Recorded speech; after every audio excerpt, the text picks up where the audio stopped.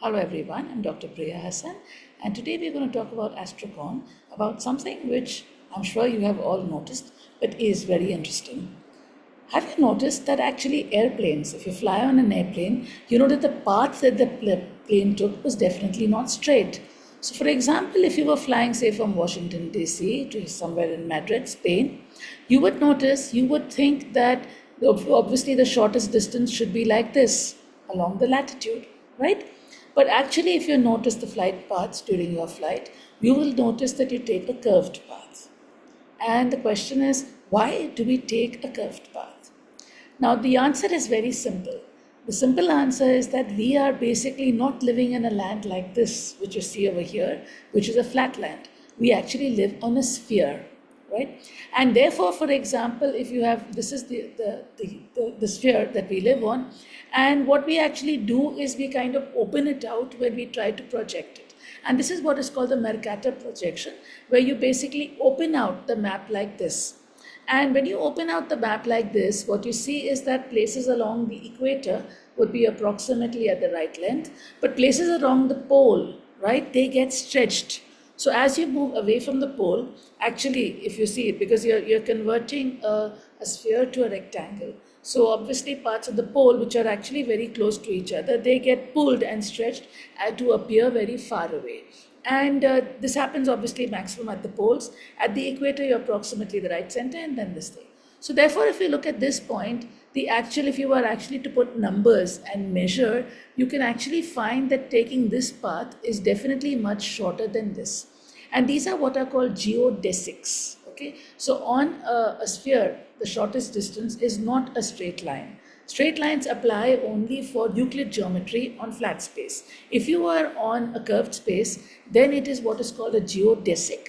And geodesics are basically great circles. They are basically circles which cut across through which would pass through the center of the earth. It's a great circle.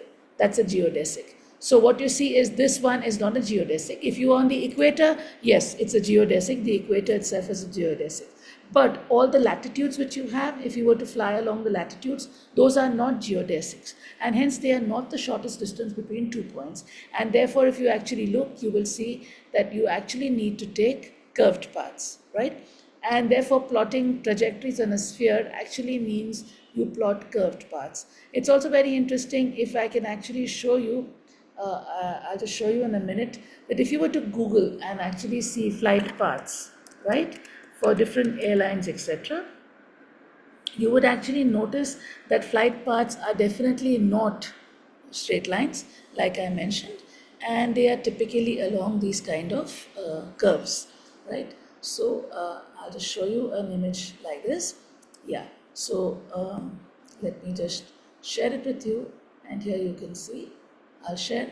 Look at this image, for example, you have over here of flights to various places. This is of some airline, marving.com, some listing. You can clearly see that you have flight paths which are definitely not straight lines, and that's for the same reason.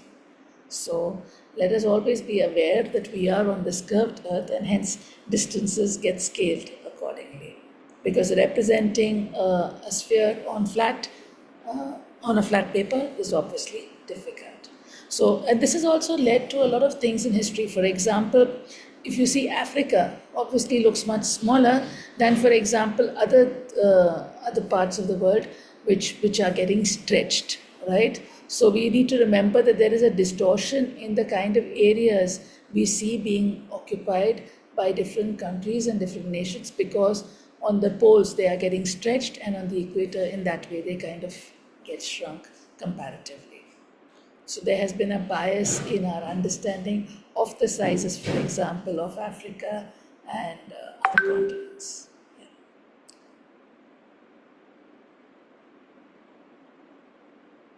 So